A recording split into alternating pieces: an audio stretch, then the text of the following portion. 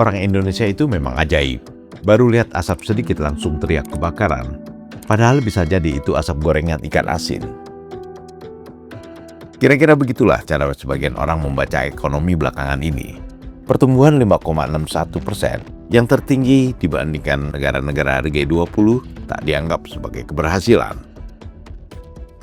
Mereka menilai angka 5,61 itu semu.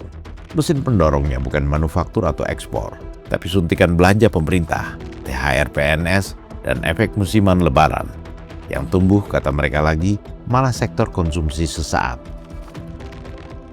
Belanja negara juga dinilai lebih cepat dari pendapatannya. Defisit APBN melebar, defisit primer berbalik dari surplus ke minus besar, dan devisa ikut terpakai untuk menahan rupiah. Dikatakan penikmat pertumbuhan lebih banyak sektor formal dan kelompok yang punya daya beli. Sementara buruh, petani, dan pekerja informal belum tentu ikut merasakan. Begitulah, ada saja celah mereka untuk melihat sesuatu dengan kacamata minus. Angka dipukul seperti genderang perang. Ekspor melambat, tambang melemah, defisit melebar, langsung berkesimpulan, ekonomi akan runtuh. Indonesia mau kiamat. Padahal di pusaran bawah kehidupan tidak berhenti.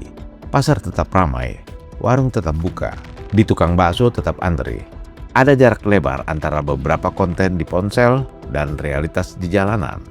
Yang paling berisik bukan realitasnya, tapi interpretasinya. Ironisnya, yang paling keras bicara krisis justru sedang duduk di tempat yang tidak pernah sepi.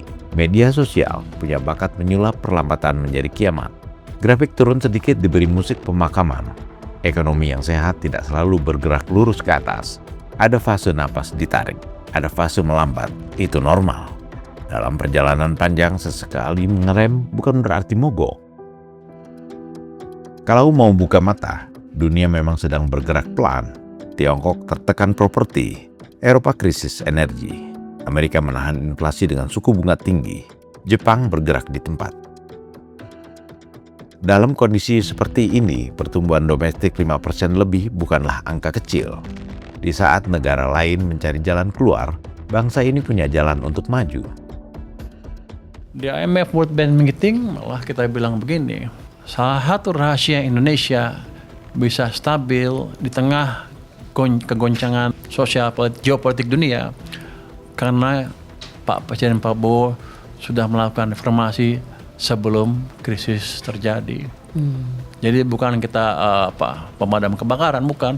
Kita memang sudah perbaiki secara struktural. Jadi ke depan harusnya kita bisa tumbuh lebih cepat lagi. Ingat, kita tumbuh 5,61 itu ketika kondisi global gonjang-ganjing. Kalau kondisi bagus pasti di atas 6 tuh. Ekonomi terlalu lama dimanja komoditas. Batu bara naik, semua merasa jenius. Nikel meledak, semua merasa menang. Begitu turun, semua panik soal sistem runtuh. Padahal ekonomi yang sehat tidak boleh bergantung pada penggalian tanah terus-menerus. Perlu ada industri, ada produksi, ada nilai tambah lain. Kalau tambang melemah tapi ekonomi tetap jalan, itu bukan kehancuran. Itu tanda mesin lain hidup.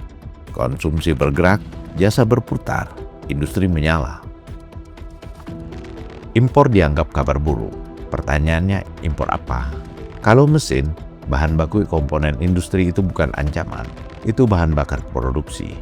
Ekonomi modern bukan lomba anti impor. Tanpa impor banyak pabrik justru berhenti. Masalahnya bukan impor, tapi kemampuan mengubah jadi produk. Tak perlu sok-sokan anti pada beberapa barang masuk, bila itu membuat pabrik di Nusantara berasap. APBN juga sering menjadi sumber kekhawatiran. Belanja naik lebih cepat dari pendapatan di awal tahun langsung dianggap sinyal bahaya. Itu seperti menilai film dari 10 menit pertama. Belanja dipercepat untuk mendorong ekonomi. Pajak biasanya masuk lebih deras di belakang. Ritme fiskal bukan garis lurus, itu siklus. Toh di bawah Prubaya Yudisadewa, disiplin fiskal tetap wajib. Efisiensi harus nyata, bukan slogan. Presiden Prabowo Subianto juga tak bosan-bosan berteriak kebocoran harus ditutup. Belanja tidak produktif dipangkas. Uang negara tidak boleh berputar di lingkaran yang sama. Pengelolaan uang rakyat adalah amanah, bukan sekedar alokasi. kekuatan ekonomi kita besar, hanya tinggal diorganisir. Ya, jadi jangan ke arah ada krisis nanti kita hentikan MBG. Ya kan, masih banyak cara lain yang kita bisa hemat, masih banyak. Tapi MBG ini saya udah lihat sekarang MBG waktu kita mulai, kita adalah negara kurang lebih ke 77.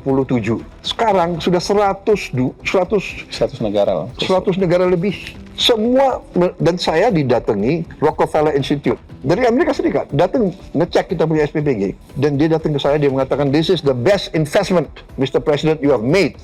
The best investment. Do you know why? Karena $1 di spend di MBG, the return is between $7 and $35. In the long run $35, in the short run $7.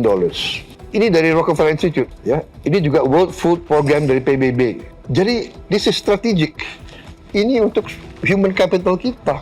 Ya, jadi masih banyak penghematan lain yang real yang kita bisa lakukan. Kita sudah exercise. Kita sudah melakukan penghematan di banyak bidang.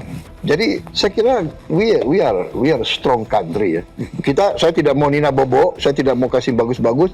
Kita siap untuk yang paling. Tapi rakyat kita sebagian besar sudah terlalu lama tidak menikmati kebaikan daripada ekonomi kita. Sudah terlalu lama.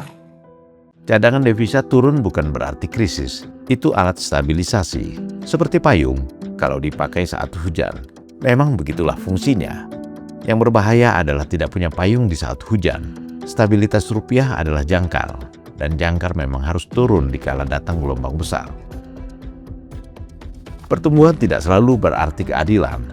Lolos dari kutukan 5% bisa berasa berbeda di setiap lapisan.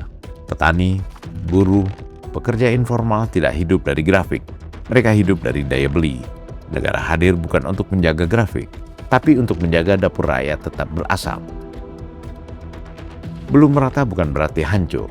Uang tetap berputar, dari vendor ke pemasok, dari pemasok ke produsen, dari produsen ke pasar, dari pasar ke rumah tangga. Ekonomi bekerja lewat perputaran, bukan sulap.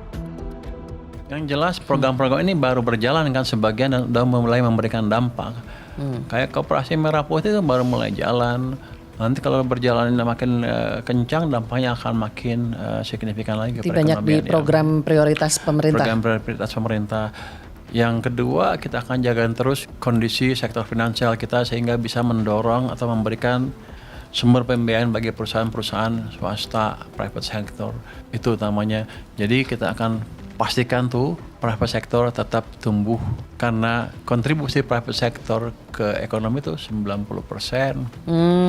Itu yang paling penting yang orang lupa. Makanya saya sibuk jagain uang di sana. Terus kita perbaikin kondisi iklim investasi di sini dengan tadi kita udah buat tim the bottlenecking yang diperintahkan oleh presiden.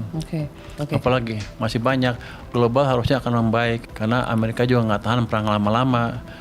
Jadi harga minyak pelan-pelan akan terkendali, demand juga akan lebih baik. Jadi harusnya sih prospek ke depan bagus.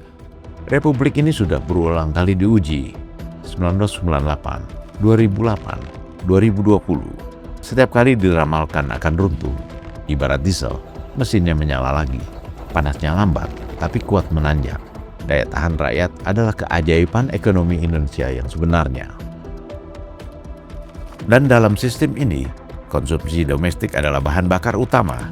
Saling membeli, saling menghidupi, itulah napas kenyataan. Beda dengan napas kaum rebahan yang kuar-kuar seakan negeri ini mau kiamat.